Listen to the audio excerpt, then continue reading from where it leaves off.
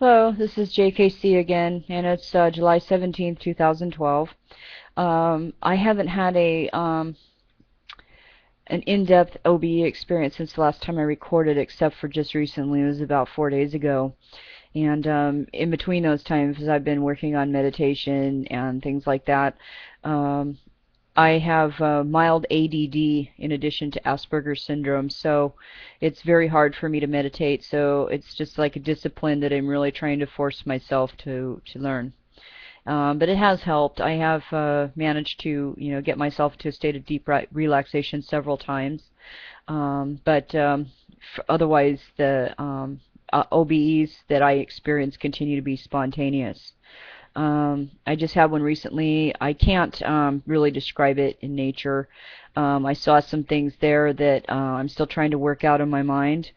Um, I can't really talk about them other than I believe that I saw an entity there that could possibly be God.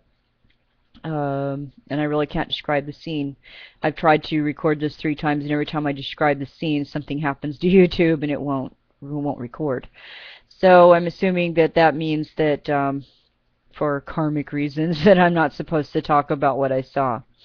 But um, but let's just say that this last OBE experience that I felt an entity out there that people could consider God. It was very powerful. It was very loving, and while I experienced this sense of hyperreality and that I was in the presence of this entity, that I felt a state of bliss that I simply cannot describe. There's nothing here in the waking world on earth that can describe this. I have a friend of mine on one of my forums who told me that I'm probably one of those people who has either a malfunctioning pineal gland that for whatever reason decides occasionally to dump a bunch of DMT in my system as I sleep, more than what most people would be used to, and it's inducing these experiences. Because I know during this particular trance that I went into, I did experience something very much what DMT users have described as floating in front of this huge kaleidoscopic pine cone shaped swirling mass of color. Um, like paisleys, and everything's swirling like a giant Fibonacci sequence pattern. That's what I saw in part of this experience, and I was floating there, and I felt like I was in the presence of God. Um, I have been just debating with people online and elsewhere about the existence of God. I listened to a video the other day called Seth Speaks. It was recorded by a woman whose name escapes me at the moment, back in the early 70s.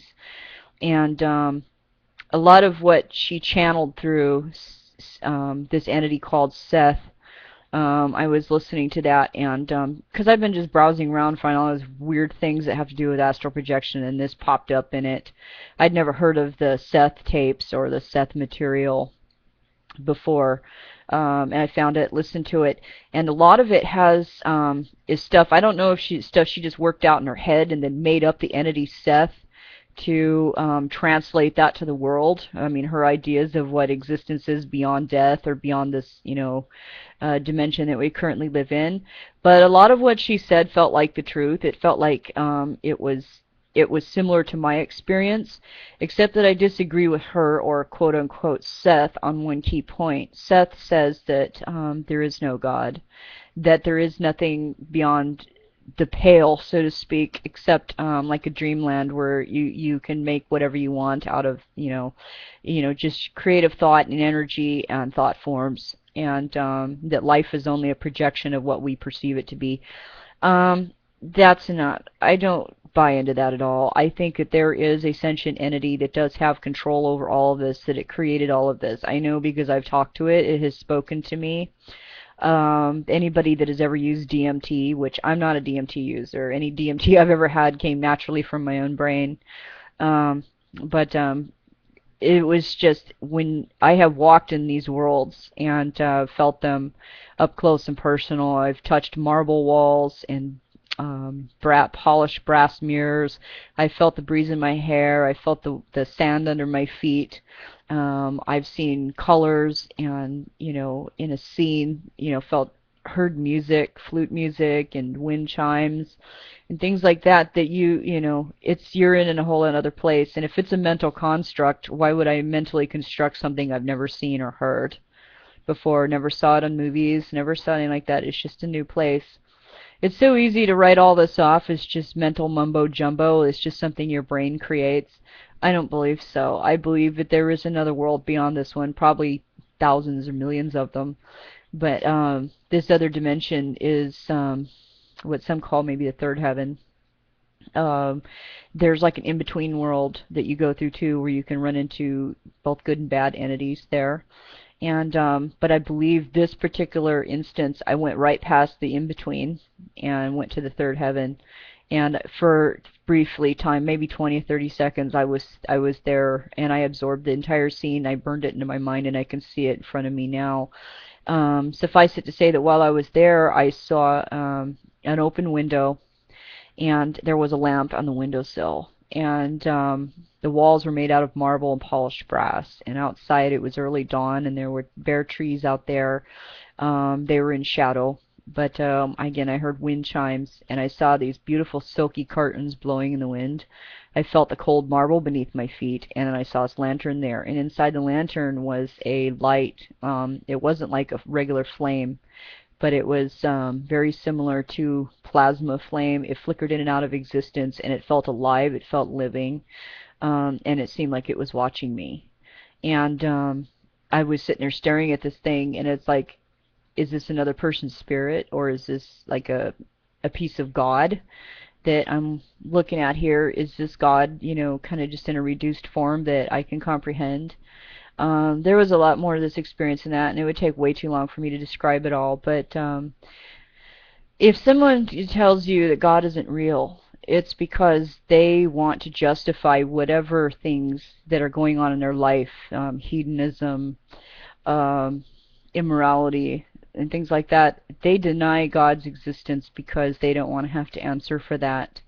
This is what I was shown in this particular scene and what was communicated to me.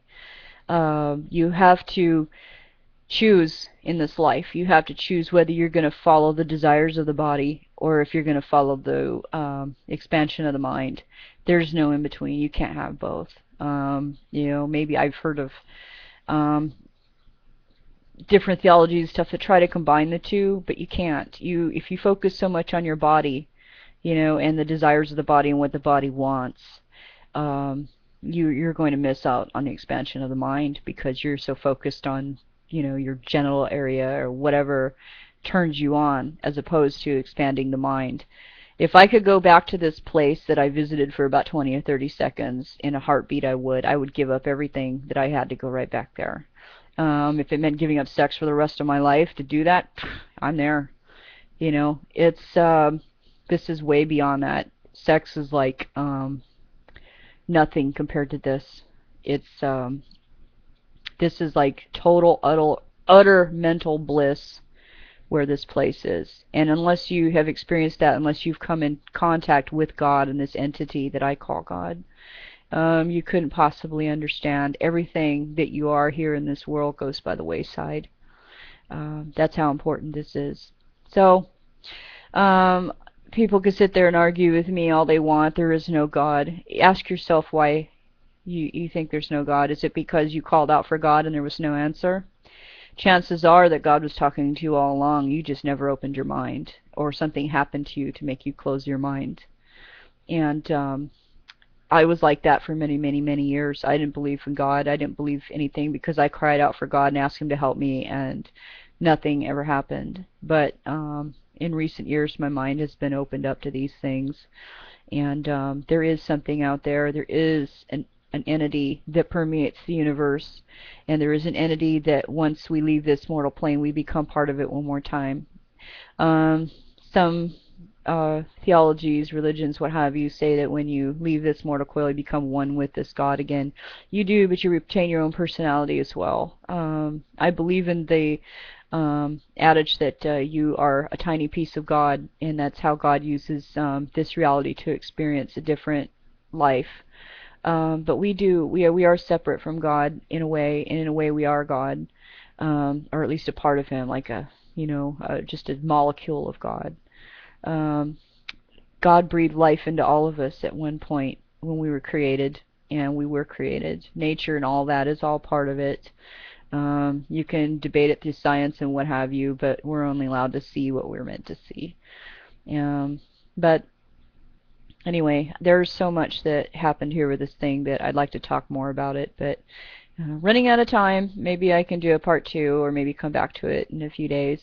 But anyway, that's all I've got for now. Have a great day. Thank you. Bye-bye.